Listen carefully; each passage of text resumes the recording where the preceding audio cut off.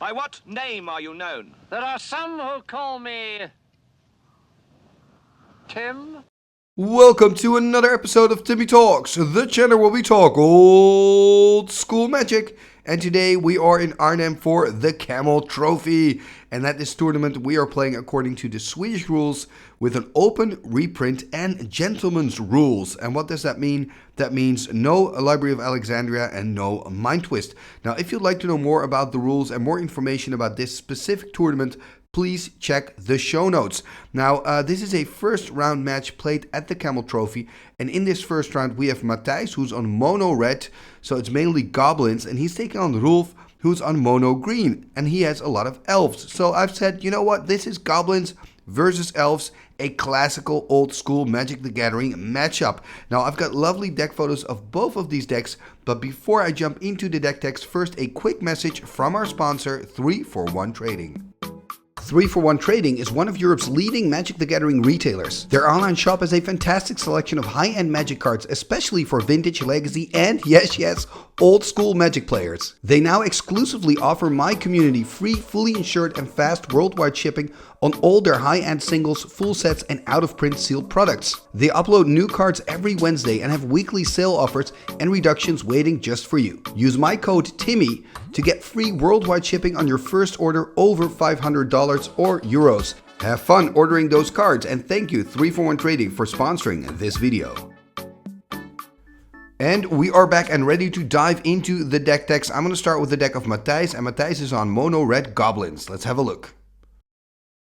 And here we see the deck of Matthijs. So it's mono red goblins, right? It's pretty straightforward, and I actually keep calling it mono red goblins, but it's not. It's mono red Sligh, you know. So sorry, that's my bad, Matthijs. I'm now looking at your deck photo, realizing, we've got goblins at the Flark and Goblin Balloon Brigade. Yes, they're goblins. That's the one slot. But then we've got a 2-drop, which is Ironclaw Orc, a 3-drop, which is of course, Granite Gargoyle. Then we've got a 4-drop, which is the Dragon Whelp. So we've got 1, 2, 3, 4. Everybody on the floor. Don't know if you know that song, but anyway. So we've got red Sligh going on here. And then we've got Let's Burn. We've got Chain Lightning, Lightning Bolt, 4 Disintegrate, 4 Fireball. And then I believe that card under the Soul Ring is a Wheel of Fortune. I think, in all honesty, this deck could benefit from maybe some Mana Flares. Maybe you could even make it into a Candle Flare deck, but then of course you need the Candelabra of Taunus.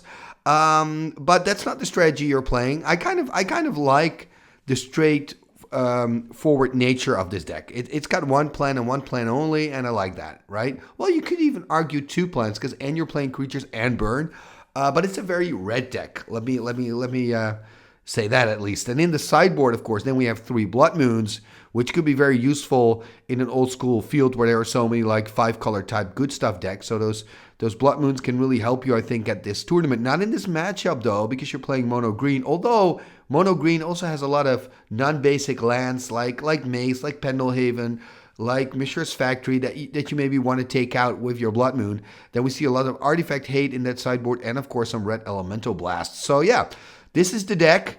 It's cool. Red Sligh. I like it. Okay, let's take a look at the deck of your opponent. And here we see the Elven deck of Roelf. Well, I mean, again, I've called it Elven deck, but actually it's Green Stompy, which is comparable to Red Sligh. So this is really a matchup where both players kind of have the same strategy, right? I mean, they both want to be super fast and super aggressive. And then the question is, who will do that the best? And, of course, Red has then direct damage, but Green has a lot of combat tricks and land destruction. Although, yeah, land destruction could be good, I guess, because he is playing with 3-drops and 4-drops and X spells. And of course, Green has, like I said, the combat tricks in the form of the Berserks.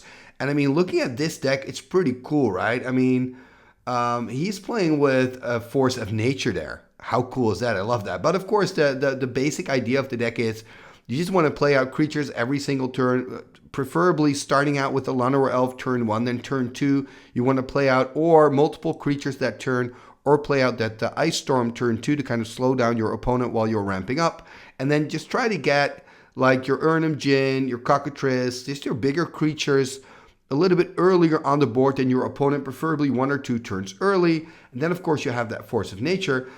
But when you're looking at his list, don't underestimate the power of those Giant Groves and Berserks. Because even with just, let's say, an Elvish Archer, which is a 2/1 first striker, if you put a Giant Grove on there, it becomes a 5/4 first striker. And then when you Berserk it, it becomes a 10/4 trample first striker. So this can get out of hand really quickly. And of course, if you have double Berserk, you can make it a 24 first striker trample and basically, you know, win the game potentially.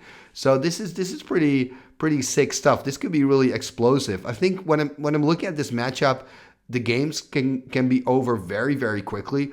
Something, of course, for Roelf to keep in the back of his mind is Lightning Bolt, right? I mean, let's say you're committing a lot on a creature and then your opponent simply responds by bolting at the right time and you're losing all those instant spells together with your creature as well. Of course, you don't want that to happen. So that's got to be risky. I think if you're Roelf, you're not super happy with this matchup.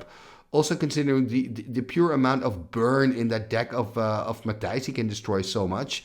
Then again, I mean, I always love it when you attack and then your opponent plays a bolt on your creature. And then in response, you play a Giant Grove, so your creature and survives and deals more damage to your opponent. It's like a win-win. Of course, it can also work the other way around, where you Giant Grove a creature and then your opponent responds with a bolt and you lose 2 cards and you don't deal any damage. That's also kind of a feel bad. So for me, this matchup is really 50-50. What I do know is that this match is going to go really, really fast. At least that's what I'm expecting. Anyway, this is the list of Roelf. We looked at the list of Matthijs, so that means we are ready for the first round here at the Camel Trophy in Arnhem. Let's go. Game number 1 of the Camel Trophy with on the left Matthijs. He's on the play playing a red Sligh, taking on Roelf, and Roelf is on a green Stompy. Let's see what he can do. There's a forest, tapping the forest. And there's a Scavenger Folk. Of course, a great answer to that Mishra's Factory. Scavenger Folk, a 1/1 from the dark. There's the attack for 2. And you can pay a green, tap and sack it to destroy target artifact. So quite useful. There is a Pendelhaven. So Pendelhaven can give a 1/1 creature +1/+2. And, okay, not an Urnham, I guess, because he only has 2 mana. Okay, yeah, taking it back. A Sylvan Library. That makes more sense. Enchantment. Allows you to look at the top 3 cards of your library and put them in any order. There's the attack with the Scavenger, putting Matthijs on 19. So Matthijs, of course, exactly can just attack back, put him on 16. I wonder if we're going to see a Bolt here on the Scavenger. Nope, we're not. Just a Goblin Balloon Brigade. A 1/1 that you can give flying for 1 red.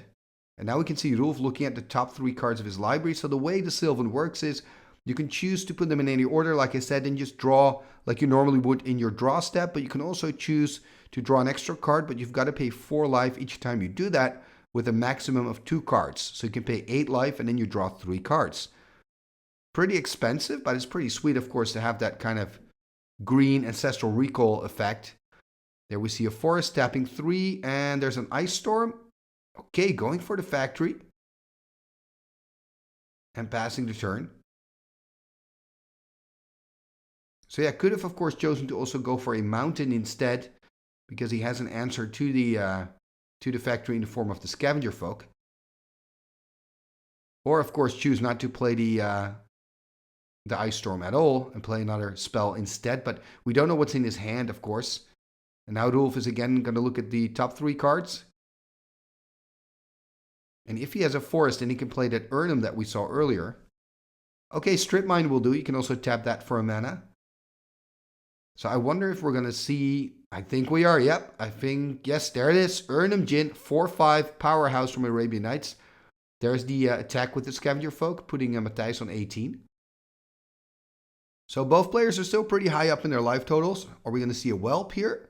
Yep, there's a Dragon Whelp. And the pass turn. So this time no attack, and now he has to give Forest Walk, giving Forest Walk to the Dragon Whelp here. And again, Roelf looking at the top 3 cards. And choosing to go for a land, so that's a Mishra's Factory. And okay, playing out a Script Sprites. So I wonder if we're going to see an attack here. Remember, Matthijs is completely tapped out, so this is a great moment to play a Berserk if you have one in hand. Attacking here with the 4/5. Script Sprites, of course, just entered the battlefield, so that's not an option. So just attacking here, and Matthijs quickly taking the damage. Gonna go to 14, and there's a pass turn. Looks like Roelf only has one card left in hand.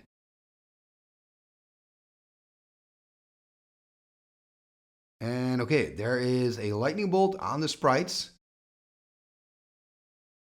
There's an attack with both. Gonna pump it up to 5. Gonna deal 6 damage, it seems. Remember, the goblin didn't get flying, so Roelf could have blocked it here, pump it with the Pendelhaven, and kill that goblin balloon brigade. So I believe that was a missed opportunity there. And Roelf now on 9. And remember, when you're playing against a deck with 4 chains, 4 bolts, 4 disintegrates, 4 fireballs, 9 is not high. There is another creature here, Script Sprites on the board.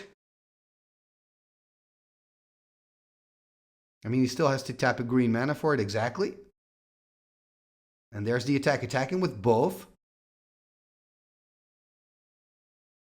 And of course, he has that one Goblin Balloon Brigade to block with, choosing to just take the damage. Gonna drop to 9. There we see the Strip Mine being used, taking care of one of the mountains. Yeah, and the biggest problem here for Roelf, of course, is that Dragon Whelp. I kind of feel like you have to block it. Oh, there's the bolt, though. That is really tough. There's the attack just with the whelp. He's going to give it flying, so he's going to put Roelf here on 4. And untapping. Drawing there for turn.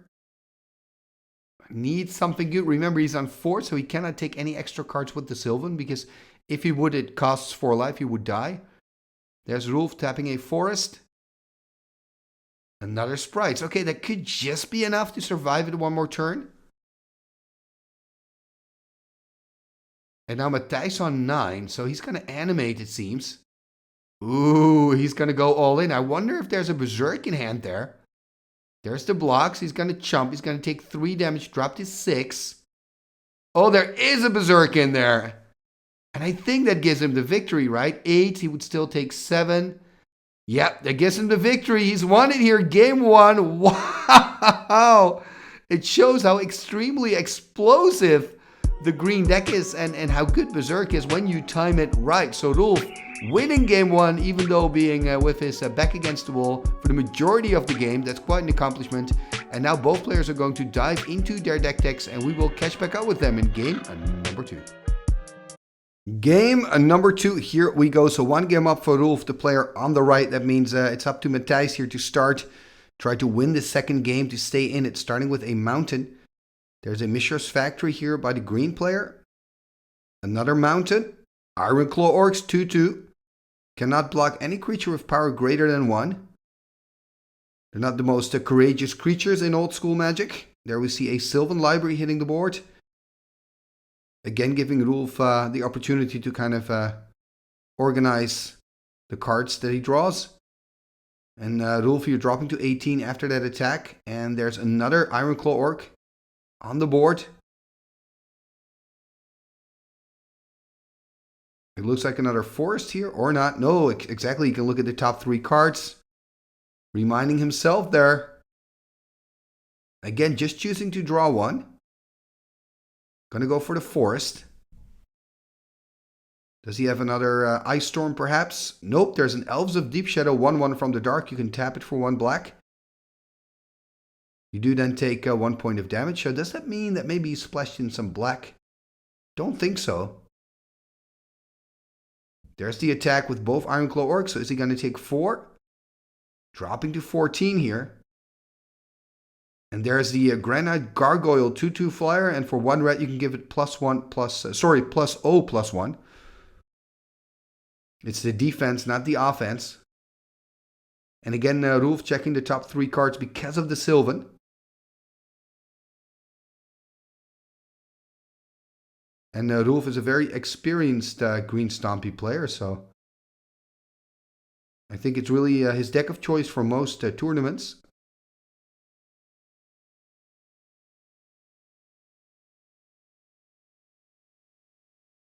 So I wonder what he's going to go for.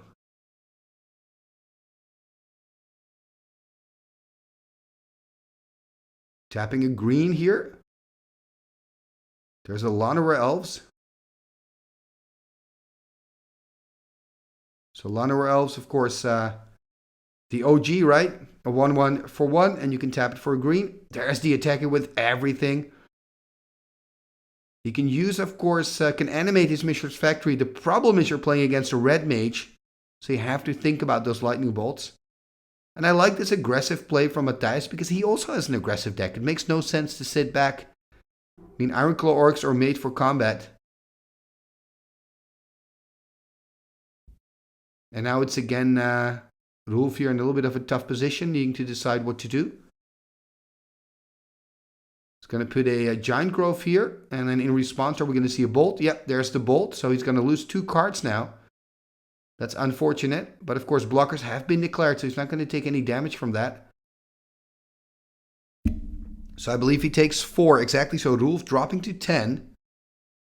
And then there's a Disintegrate here on the other creature. Now that should actually be removed from the game. Not sure if it's going to be relevant. So Roelf on 10, Matthijs still on 20. It's looking very good for Matthijs.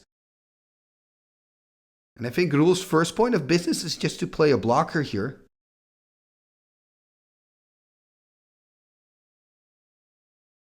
And understandably so, he's taking his time here, understanding that he's a little bit with the back against the wall, as they say. But remember that first game that he also was in the underdog position, but ended up winning. And again, just picking the 1 card, putting the other 2 back on top of the library. Okay, there's another factory. So 2 factories, that's pretty good to deal with those Ironclaw Orcs. Question is, does he want to play something out? For example, if he has an Urnham, yeah, he can play it out, but then he cannot animate his factories anymore. Deciding just to pass the turn.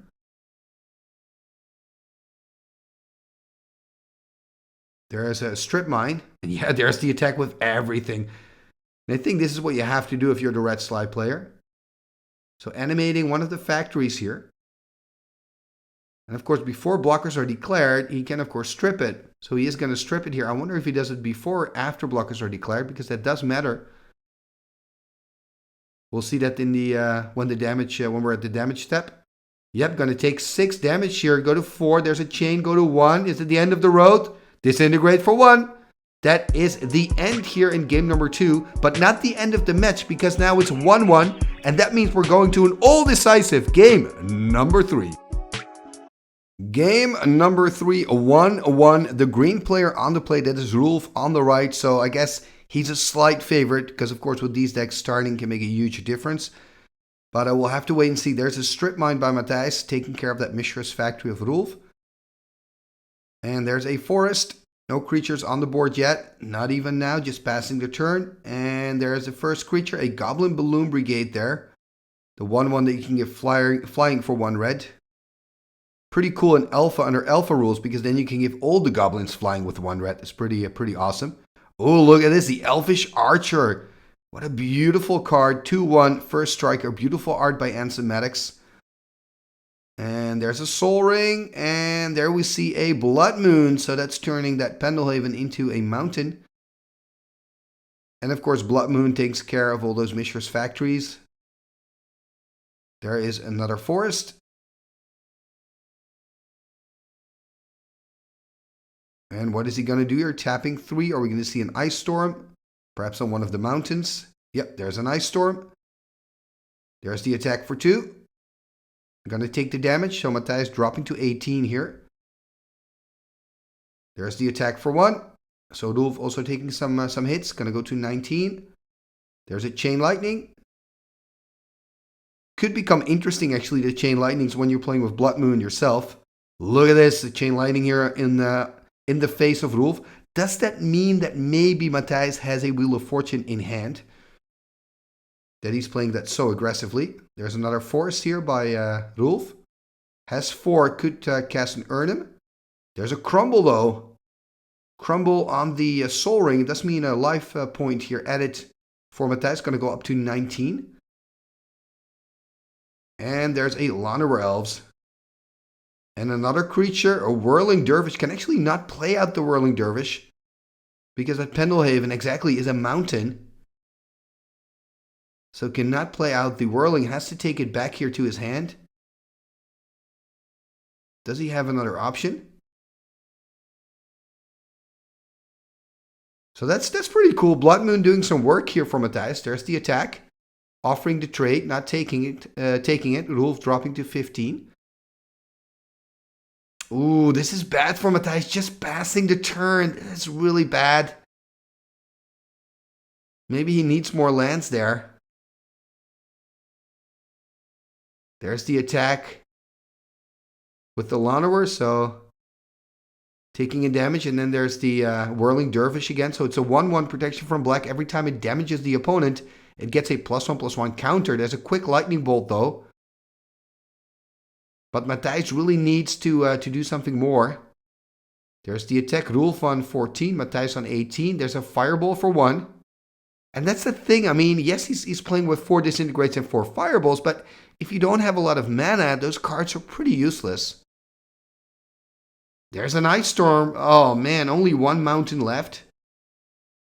But Roelf has no pressure on the board. I wonder what that final card in hand is for Roelf. It kind of feels to me that Matthijs is just having a lot of X spells in hand and maybe a Dragon Whelp. Just a pass here. So let's see what Matthijs can do. Of course, attacking for 1. Roelf on 13. Slowly wins the race, they say. Passing the turn back here to Roelf. And there's just a force. He's a little bit flooded here. So Matthijs not having enough lands and Roelf being kind of flooded. There's a regrowth. Okay, that's pretty good. Is he going to go? Oh, for the Elvish Archers. I love it. Could have gone for, of course, an Ice Storm and destroy that last mountain. Decided to go for the classy play, go for Elvish Archers. And here we see Matthijs getting that factory from the top. Remember, factory is a mountain because of the Blood Moon. And Roelf now on 12. Taking the turn. So, I mean, he can attack. Exactly. Why not? Putting Matthijs here on 16. Pretty interesting third game here. There's again the attack. Roelf on 11. And just a pass. Okay, so this is good news for Roelf. There's a Sylvan. Yeah, that's pretty big. Attacking here. Going to put Matthijs on 14. Yeah, this Sylvan can make a big difference. And Matthijs really looking for lands, I think. There's the attack again for 1. So Roelf on 10 at the moment. Okay, another creature. So this second creature is pretty important. That means he only needs 5 more turns. Ooh, I see an Urnham there. So he can go for Urnham Djinn, I think. Yeah, tapping 4. Gonna go there for the Urnham. Yeah, this is pretty huge. Urnham is a big creature in this matchup. That could make all the difference. Matthijs dropping here to 12. Yeah, this is tough for him. Really needs to start finding some lands. Has had huge issues, mana issues. Okay, or at least there's another land. There's that Wheel of Fortune. I think he had that Wheel of Fortune in his hand for so long. I think the moment he played the Chain Lightning to the face of Roelf, that was really an indication that he had a draw 7 in hand. The problem now for Matthijs is he's already played out the land. He's tapped out. There's nothing he can do, meaning Roelf is going to be the first one now to enjoy this full grip of cards. And I think it's going to grant him the victory. Remember, he's playing with 4 Giant Growths, 4 Berserks. I wouldn't be surprised if this is the last combat step in this match. But is it? That's a big question for now. There's the attack here with the Elvish Archers and, of course, the Urnham Djinn. There's the chump block on the Urnham. Are we going to see a Berserk again? There's a Giant Growth and there's probably the Berserk. So that's 7. 14 trample damage. Winning the game here again with the Berserk. Yeah, and I think you saw Matthijs' response. He was kind of expecting it. But then again, I understand the play with the wheel. He simply had to. He was very unfortunate in this third game. But that's also, of course, due to the Ice Storms in Roelf's deck. It's part of his strategy. Roelf winning here with his green Stompy deck in round number 1 of the Camel Trophy. And that was round 1 of the Camel Trophy. Now, if you liked what you see, there's more action coming from the Camel Trophy right here on Timmy Talks. So make sure you hit that subscribe button and ring that bell. If you're not a member yet, of course, and if you're already a channel member, thank you so much for subscribing and following Timmy Talks here on YouTube. Before you go, please take a moment to like, share, and comment on this video. All these things are free and really help the channel move forward. And talking about moving forward, you can also become a patron of the show. Check out patreon.com/TimmyTalks to find out how you can support the channel. And then maybe next time you will see your name in the end scroll at the end of every single video. What end scroll? This end scroll. What shall we do with the drunken sailor? What shall we do with the drunken sailor? What shall we do with the drunken sailor? Early in the morning, way hey and up she rises, way hey and up she rises, way hey and up she rises. Early in the morning, put him in the longboat until he's sober, put him in the longboat until he's sober, put him in the longboat until he's sober. Early in the morning, way hey and up she rises.